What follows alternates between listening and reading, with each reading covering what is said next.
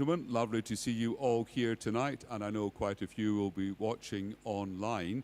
And for those who are here tonight and want to maybe revisit this, then the link will stay up for some time on the Morningside Parish website.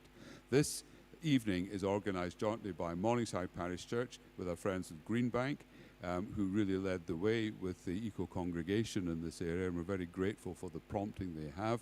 And also, we're inviting people from Fairmar Head to be involved with our grouping and this particular venture. The autumn lectures have been running now for something like 12, 11, 13, 14 years. It's been a long time.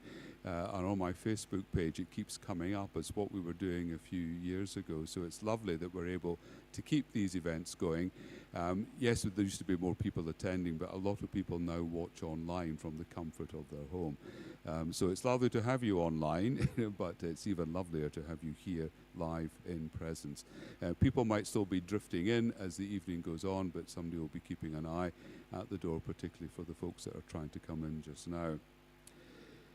The earth is the Lord, and the fullness thereof, the world and those who dwell therein, for he has founded it upon the seas and established it upon the rivers. Our autumn lectures, as I said, are co-hosted by Morningside, Greenbank and Fairmar Head, and it's good that our three churches along the A702 can work together. When thinking about a theme in which all three churches are invested in different ways, the theme of ecology became very clear. So our theme for the 3 evenings will be Ecology Matters, the well-being of creation and humanity. Mike Robinson from Stop Climate Chaos and the Royal Scottish Geographical Society had to withdraw from speaking on Friday lunchtime. So this evening I am delighted to introduce at very, very short notice Roxana Sjoerd, who agreed to stand in on Friday afternoon. So that's why we've not been able to get the notification out to everybody. Roxana leads the team at Friends of the Earth Scotland, bringing 25 years of experience in environment work and policy advocacy. She's worked alongside grassroots organisations and governments to tackle the root causes of environmental and social issues. Her focus is on advancing climate justice by identifying key leverage points, building strategic relationships, and connecting the dots to drive meaningful, transformational change across Scotland. With over 2 decades of experience in the community and social sectors in both the UK and internationally, Roxana brings a unique perspective on systems change. Her passion is dismantling barriers and creating environments where everyone has the opportunity to thrive. In 2021, Roxana was awarded the New Zealand Order of Merit by the late Queen Elizabeth in the New Year's Honours List, recognising her outstanding work with and for the people of New Zealand. She returned to Edinburgh a year ago to take up the role of Director of Friends of the Earth Scotland and also serves on the board of Stop Climate Chaos. After her talk, there will be an opportunity for questions and answers, so I'll be taking this microphone and moving amongst you. But can we all give a very warm welcome to Roxana this evening, and thank you for standing in at such short notice. Welcome.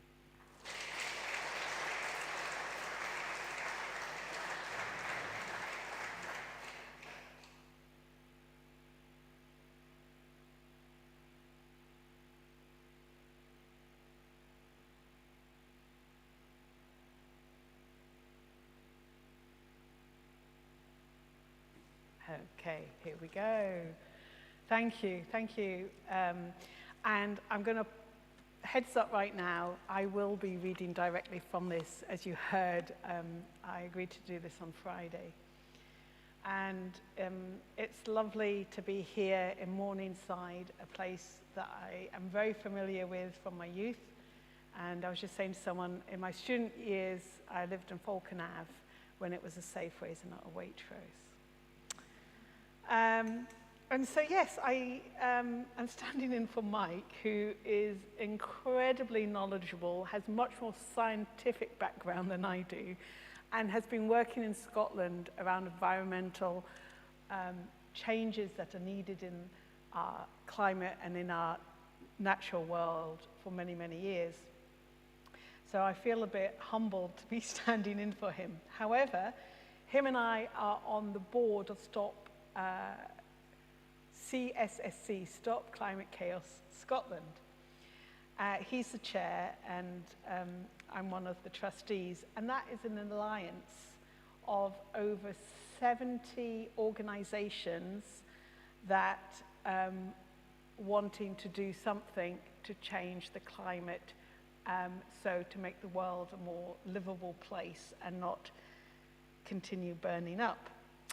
And for my day job, I'm the director of Friends of the Earth Scotland, and both these organisations have done so much to put climate justice on the agenda in Scotland and beyond. In 2015, Storm Desmond brought devastating floods to the Scottish borders in Dumfries and Galloway in Howick. It wasn't the affluent hillside homes that were underwater, it was the council houses and small businesses in the town centre. The places where people with the least resources lived and worked. These communities had done nothing to cause extreme weather, yet they bore the brunt of it. But here is what gives me hope. In the aftermath, something beautiful happened. Communities didn't just rebuild, they transformed Howick now, and it is now has one of the strongest, most ambitious flood defence schemes, and it was designed with the people and the community.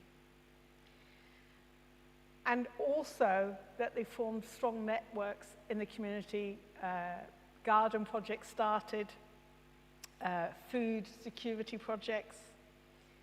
And it showed us that climate justice isn't just about fairness, it's about unlocking the power of people in the communities so that we can build something better.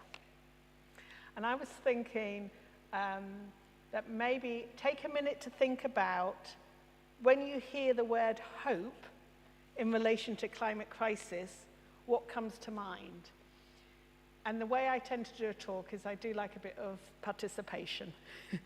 So if you have a think about what that means, hope and climate means to you, take a minute and then share it with the person next to you.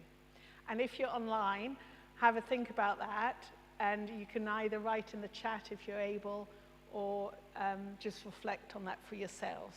So I'll give you like a minute to think and then share with your neighbour. Hope and climate, hope and environment.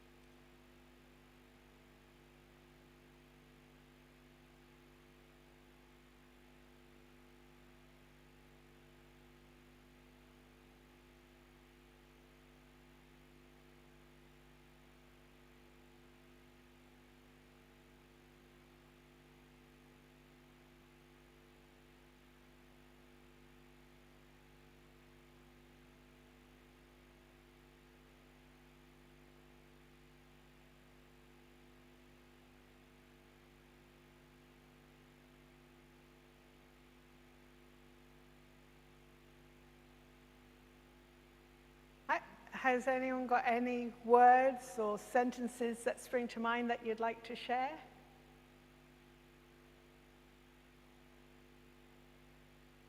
What did it make you feel? I've got a microphone here, so.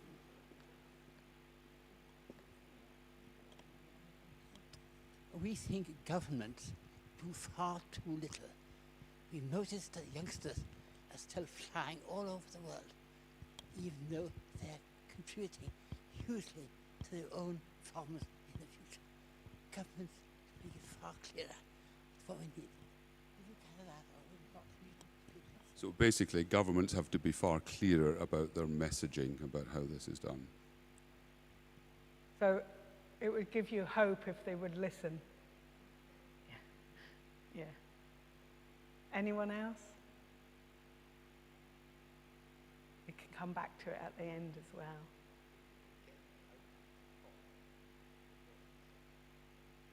Yes. Or like the plastic treaty breaking down because they wanted to water down the restrictions. Yes. So it's really hard doing this work for climate justice in the world when people aren't listening. But, you know, we have to hold on to that hope, to that faith that we can create a better world. So I'd pause that for a minute, and I'm just going to give a little bit more background on Stop Climate Chaos Scotland and Friends of the Earth, in case you don't know. Does anyone know about Stop Climate Chaos Scotland? So it was founded in 2006, and Friends of the Earth was an organization that helped start it, thinking that single organizations cannot create the change that we need to see in the world for a better world. And we have to come together, we have to build coalitions and alliances. And it now has more than 70 organizations, including church groups, unions, and community organizations, all working together for fair and effective climate action. And I'll go in a little bit later about some of the work that they're doing. Friends of the Earth Scotland has been at the heart of environmental movement for decades, standing up for people and the planet and helping communities push for the change that they want to see. Collectively, we have made some progress, but not enough, and the pace has stalled. Since the 2009 and 2019 Climate Acts were passed, SCCS, Stop Climate Chaos Scotland, has campaigned tirelessly to ensure these commitments are delivered. And we do that through that collaboration with our members to build strong public support for faster climate action. And we do that through affecting the policies about what is in the Scottish government policies that can impact us at community. And we do that through applying the pressure, as I said, on the Scottish Government to commit to bold policy changes through submissions, meetings with ministers, and developing a climate manifesto for all the parties to see about showing exactly how Scotland can achieve this vision. But tonight I want to talk about hope, climate justice, and collective action, three things that can shape Scotland that we want to see. So the challenge is climate justice, and climate crisis isn't equally shared in our communities, in the world, globally. Some people are hit much harder than others. So we organize and we work on the understanding that what's needed is a systems change, not just tweaking the policies or small reforms. The same systems that drive the climate crisis also drive inequalities. So environmental and social harms are created largely by the extractive policies in the global north, yet the consequences of the rising sea levels, droughts, floods, displacements fall disproportionately on workers and communities, both in the global south and also here in Scotland. And so when you're looking at systems change, you've got to look at the root cause. What is the consistent barriers that are keeping the poorest people experiencing the harshest weather conditions? It's a system that prioritizes the profits of big companies over the well-being of people and the planet. And that's the same system that leaves families struggling with homelessness, fuel poverty, and unsafe or insecure housing. So, next question to get your brains thinking on a Sunday evening. If you think for a moment, who is most affected by climate change here in Scotland? You heard me mention around some of the, earlier on with the flooding in the borders, but perhaps more recently. And who do you think is most affected globally? So who's affected here in Scotland, and then who's affected globally? And again, share with another neighbour this time, perhaps, your thoughts. I'll give you a minute or two on that.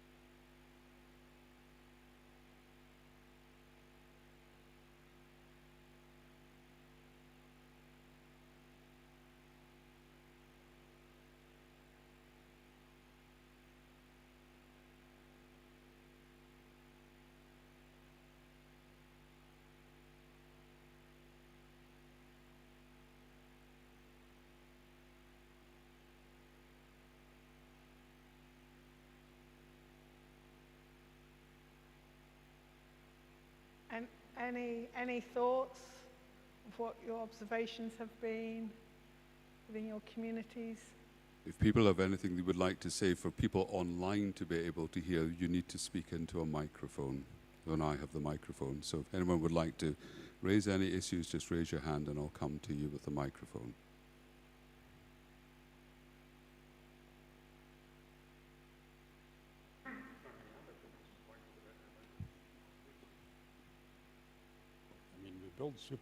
We build supermarkets. We have a lot of refrigeration and freezers, and they put fans in to get rid of the heat. I mean, I used to work with the co-op, and I went to them on one supermarket. I said, "Look, I don't want to put in the fans." I said, "Oh, you can't. You must. The place will get you up too hot." I said, "No, I'm going to put a heat exchanger on the roof." And so much will that cost? It was £35,000. Oh, can't afford that. I said, "Well, I think you should." I said, "It'll heat all your supermarket for you, and it'll heat all the hot water that you use." And they said, "No, they wouldn't believe it." I said, "Well, look, as a property group, we put it in on the first one." But they insisted that they put the whole heating system in as well. So after the first winter, I went to them and said, "Well, did you put the normal heating on?" "Never." I said, "Right, switch it off. I'll take it out altogether." And from then on, we didn't put them in. But that's the only supermarket that I know that does that. The next one we did was a bigger one, and it was a shopping centre, not as big as St James's, but bigger than the Cameron Toll one. And it heated all the hot water for all the shops and heated the whole mall with the wasted heat from the co-op. You know, I think this could be done, and this should be rolled out. You shouldn't be allowed to put a supermarket up where you're wasting heat like that without putting a heat exchanger in. That's exactly some of the challenges, and in the next bit, talking around what are those solutions, exactly what you've talked about, and how we can roll those out so that the people who are contributing the least suffer the most around emissions. You know, like also that whole thing around insulation. of housing. The northeast of Scotland has some of the poorest housing stock in Europe in terms of insulation and having healthy homes. And looking at what could be some of those solutions and how we can take those forward. One of the biggest sources of emissions here in Scotland is transport. And it causes around 2,500 premature deaths every year. And the other thing related directly to the environment is the fuel poverty affects 1 in 4 households, often those with the least political power. And when I mean political power, it's that their lives have got multiple stresses in them, trying to make ends meet, that they don't come up to breathe, to be able to have a conversation with their local MSP. They are on the treadmill of life. And globally, small islands, nations contributing less than 1% of global emissions are disappearing under the rising sea levels. When I was working in New Zealand, I was working with a lot of refugees and marginalized migrants, and we were seeing the influx of environmental refugees with some of the Pacific Islands that were going underwater. The heat waves affecting particularly the elderly in poor insulated homes, and then likewise in the winter. And food insecurity hitting those who are already struggling. These are the human faces of climate injustice. And they remind us that tackling the climate crisis is not just about cutting carbon. It's about fairness, dignity, and survival. So, moving on to some solutions, the gentleman in the front was talking about. There are a lot of people, organizations with solutions in the climate crisis, and here are some. So if we're looking around how we transform energy, and I am not a scientist, and I'm sure we've got some engineers with us who might have some different ideas to contribute. In September, beginning of August, we held a meeting in Glasgow to look at alternative energies and what that might look like. So energy democracy through community ownership. And the reason I'm wanting to look at some of the solutions is so often, particularly organizations like mine, campaigners, are telling people what isn't good. You can't fly, you can't do this, stop doing that. So we need to change the way we're talking about it and saying, here are some bright ideas that we know work. It's been tested in the co-op. It's been tested over here.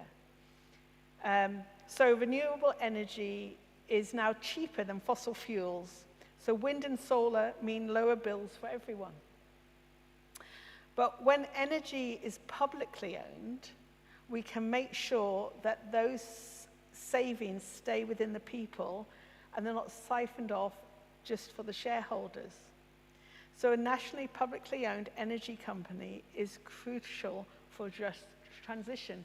And when we talk about just transition, I mean from the fossil fuel energy jobs over to the green, clean energy jobs.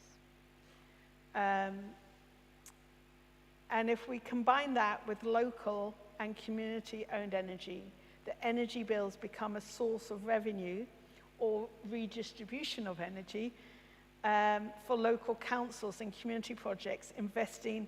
The money then gets invested back into the community. Depending on the scale of renewables, local authorities in the Northwest could see between 1 to 2 million every year in additional income. This research was captured by a platform, and I can't remember, the Environment Economy Group.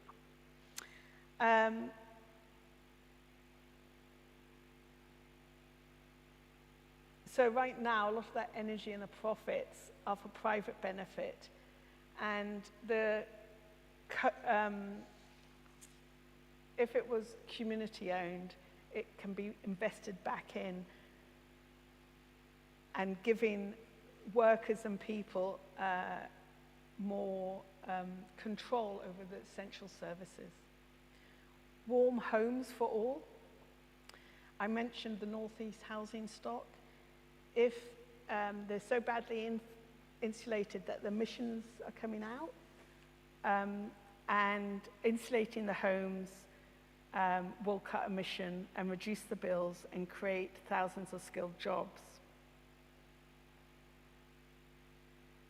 Oh, that was it. The research by Platform, a non-profit-based London group, and Transition Economics shows the North East Scotland could gain 20,000 new clean energy jobs, not just the 300,000 projected by private developers. And then Scotland could have a well-being economy where it's, yes, about profits, but it's about the well-being of the people and the planet. The work that truly matters can then be expanded and giving everyone the support that they need while valuing what matters most, the people and the planet. So what kind of Scotland would you like to see in 2035? You can take a moment, you can close your eyes if you want to at this time, or keep them open. Imagine in 2035 what we've built in Scotland and what we want, particularly as we're going into the Scottish elections next year. It's good to think about what you would like your community to look like, whether it's your immediate neighbourhood community or your church community. And what perhaps might be different about your daily life in imagining that community in Scotland.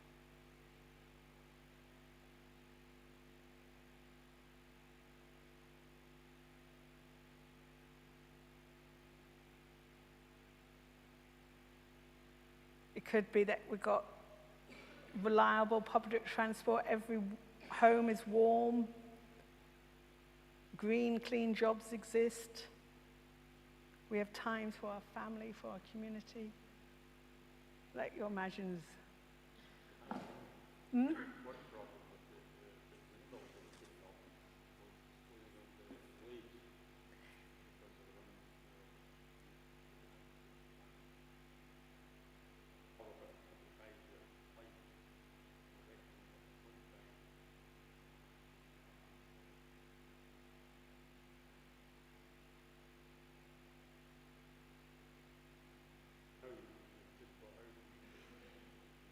Yeah.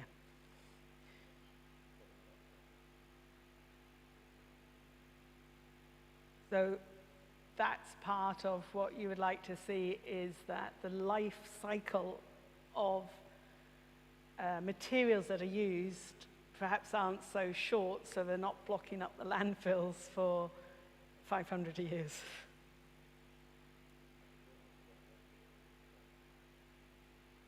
Can they be turned into anything else? Not the original one. Yeah, yeah, yeah. Break it down into all the glass, everything.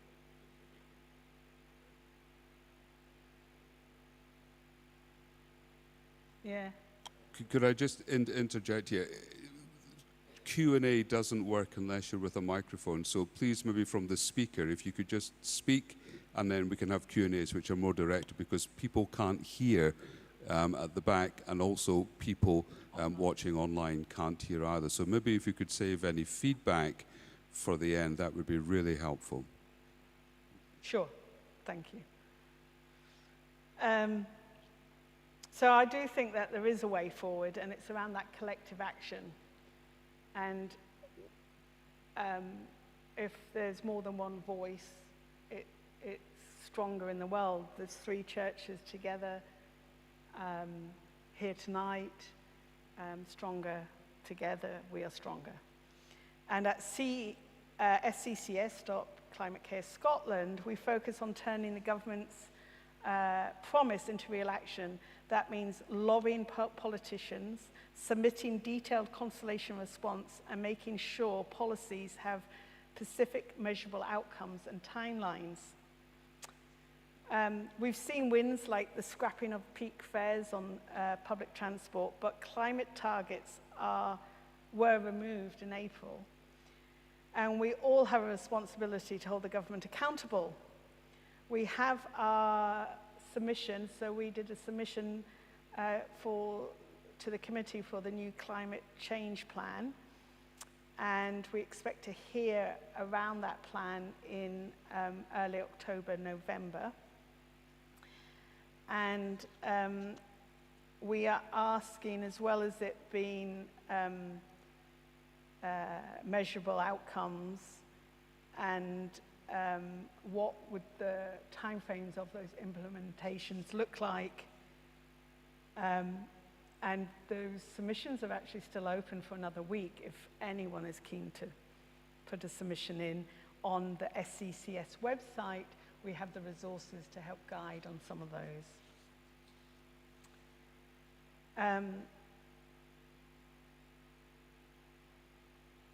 The other thing that we're trying to do is that we know one of the most powerful ways to create change is mobilizing people. The more people that are involved, it's not just about trying to change the policies. And so this means demonstrations and events where communities show up together. SCCS is coordinating a mass lobby in September where hundreds of people will meet at Parliament with their MSPs to speak about what the environment matters to them. Mass lobbying and mass demonstrations make it impossible for politicians to ignore the community's demand. So this is a moment for leadership that protects what matters most, which is our health, nature, communities, climate, and the future. Changing systems isn't easy, and sometimes it's uncomfortable. Giving up habits, reducing energy use, or changing transport patterns. Politicians often water down policies to avoid discomfort, and that's why collective action matters. It creates the pressure to make bold change possible. And it's not just the environmental movement that's demanding a better Scotland. The Poverty Alliance have been working for years on uplifting the standards of those most in need, marginalised communities in Scotland. They are the group behind the living wage, and they work alongside politicians across the political party on what could make lives better. And it's falling on deaf ears. And so they're organising their first mass demonstration, Scotland Demands Better, the Poverty Alliance is, on the 24th of October. And it will be a march in Edinburgh to stand up and demand better for our people, our communities, and for Scotland. So there's more than, what am I saying here? I'm saying there's more than just environmental communities that is saying we need to change the way we are living our lives for a better Scotland, a better world. So change happens. Individual actions do matter. But systemic change requires us collective action for us to be together. Pressure plus alternatives equals transformation. Every movement started with people like you choosing to act. There are many ways to join the environmental movement, the Poverty Alliance group, to make a change. As I mentioned, the mass lobby is happening, but we've had to close registrations, and we've had over 500 people register. But I encourage you to go and have a conversation with your local MSP about what matters to you and your community. At Friends of the Earth Scotland, we focus on positive solutions. Solutions are strongest when built by local communities, whether local renewable energy, through community meetings that lead into regional or national campaigns. So on that, on the 15th of November, we would love you to join the first Glasgow Climate March since COP26. Scotland's Climate March, A Better World is Possible. At that time, on the 15th of March, globally, hundreds of marches around the world will happen that day, timed with COP30 in Brazil. The aim of the march aligns with SCCS's goals that public demand for action is impossible for politicians to ignore, and climate is a priority issue for 2026. And that climate movement is better connected and more active.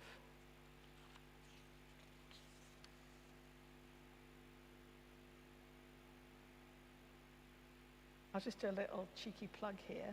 So if anyone is interested in the Climate Action March in November, Friends of the Earth are funding that ourselves. However, an extra 400 buys a first aider and transport from Glasgow to Edinburgh as well, so that we can help bring people over who would like to participate and don't have the means to do so. Together, we can make climate action impossible for politicians to ignore and strengthen the movement and make sure climate is a priority for the 2026 elections. I do have a tendency to try and rattle through things, so I'm going to finish to leave plenty of time for questions and discussions.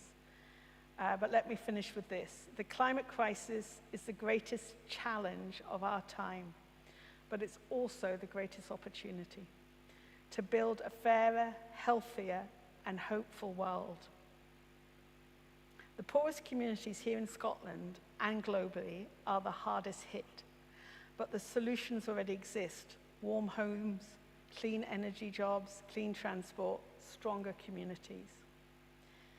What makes the difference is our collective joined-up action. That's why organizations like Stop Climate Chaos Scotland and Friends of the Earth are important. They can give us a way to turn individual concerns into shared power. And tonight, I want to invite you to participate and being part of that, whatever is comfortable for you. And acting on your own, or having a conversation with your neighbor, or expanding your church environmental group, because the future isn't written yet. And together we can write the story of hope for our climate. So thank you. Questions, wanderings, or thoughts? Could I maybe just start off with a question? One of the problems that I have with this, recognizing that there is a need for significant climate change across the country and across the world, is the consistent belligerence of most of the political parties, one way or another, that when push comes to shove, they don't seem to want, with the obvious exception of the Green Party, to make the kind of extensive commitments that are going to be necessary across the country. And if you add on to that significant changes in United States policy in the last 2 years, realistically speaking, even with all the marches and parades in the world, what difference do you think people could make? I'm not as defeatist as I sound here, but I'm hopefully realistic about the fact that there are some significant political hurdles to overcome for any significant change to take place. Yes. A lot of, not just, as I said, the environmental groups, but other groups like people working with people who are homeless, food insecurities. It is like politicians aren't listening, and so it's a way through the demonstrations and the marches is a way to try and find some media platform that will then make politicians listen. And that is also why SCCS is doing what we call the mass lobby, having 500 people talk to the local MSP about It Matters. It's not just you or me going, but as a group, seeing that volume of people. Do I think it will work? I don't know. And that's why I have to hold on to that hope. And it's a very tough time that we are in with the changes that are happening politically and globally around priorities. So I probably haven't answered your question. Thank you for that. Now, other questions from the floor? If you've got a question, please raise your hand. I'll come down to the front. I'll go to Robert first, then to Walter.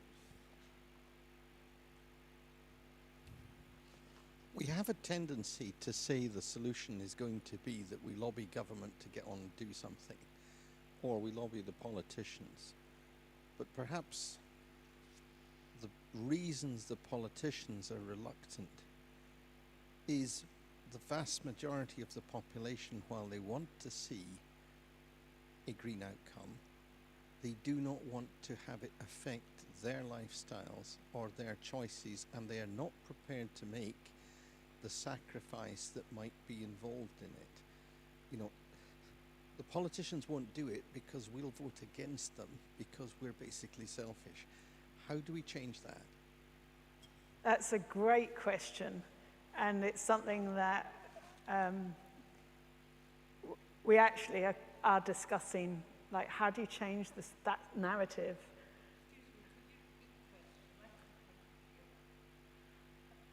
If we want politicians to do something, one of the real problems is the fact that we ourselves are the ones that are reluctant to make the changes. Therefore, politicians won't enact policies against which people are likely to vote.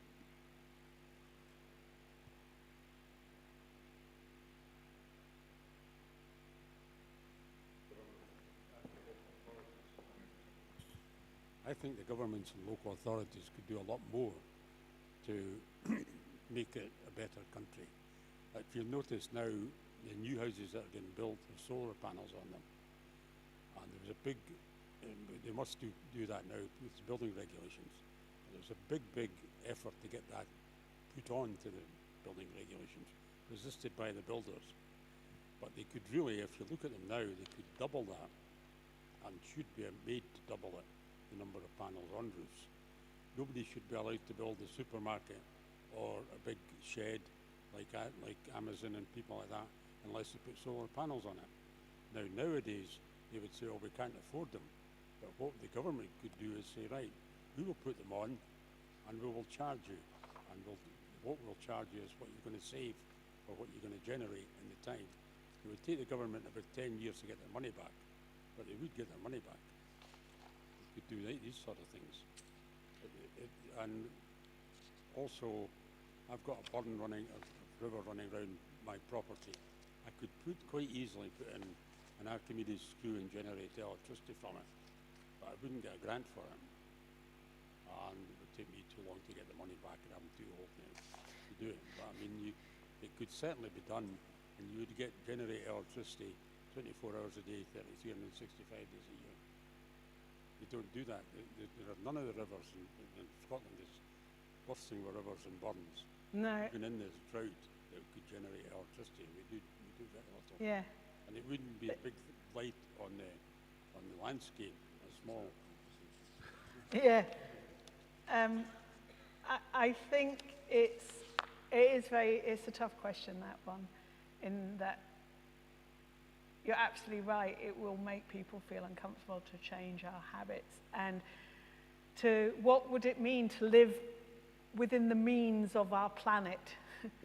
Is the rate of waste that we are creating and what's going into the landfills, even though we're trying something different, is hard. And all I am thinking and trying to do is we just have to keep trying.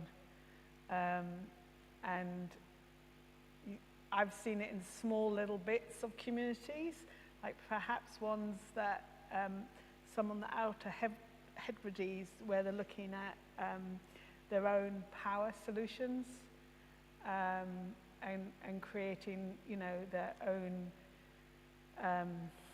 renewable energy.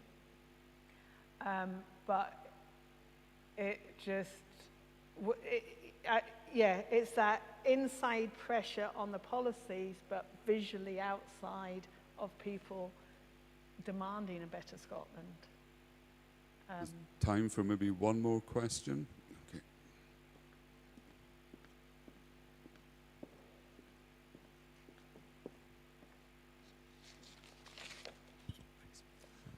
Really, just to follow up on the point Robert made about it's the people who vote, not the politicians reflect what the people want. One of the things that I think has shaped the message from the scientists has been, don't be too alarmist, don't make people too afraid. I'm wondering if the time has come for that to change, and I'd be interested to hear what your thoughts are.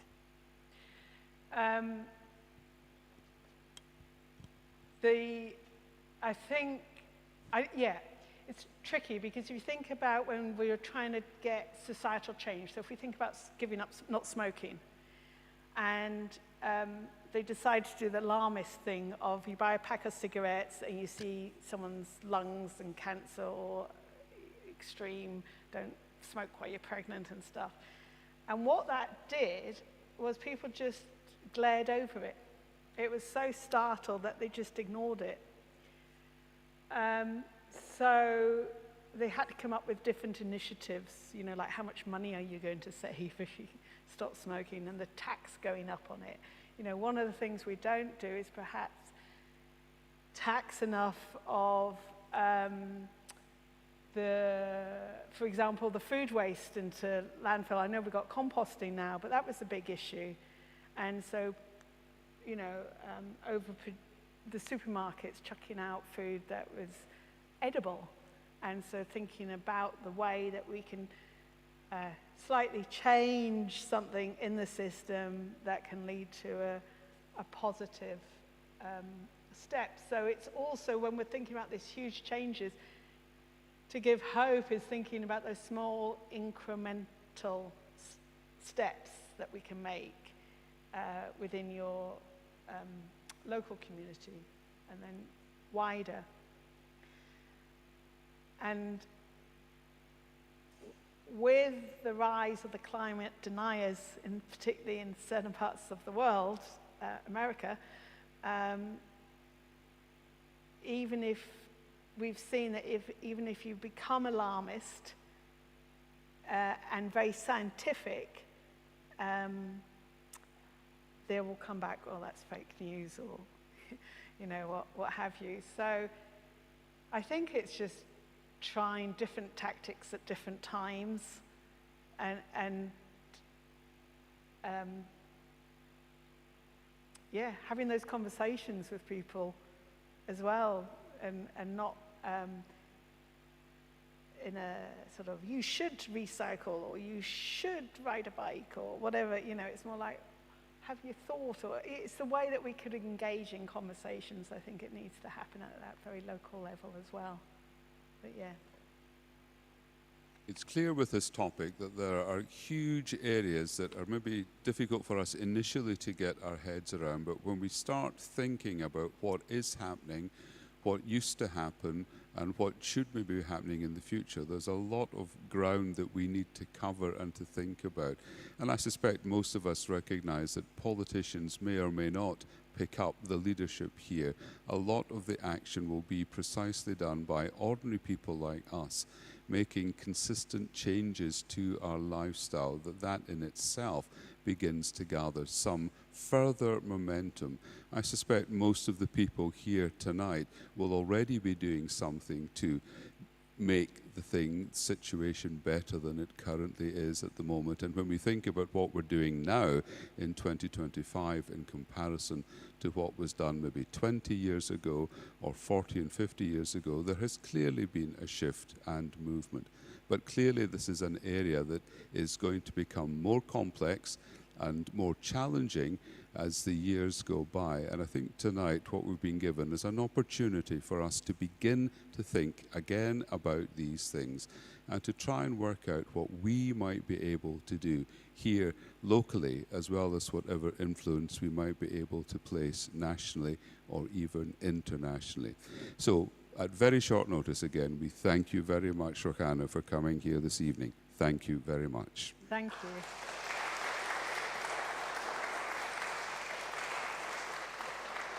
There's a couple of our magazines at the back and some leaflets that you're welcome to take and read. Thank you. So I'd like to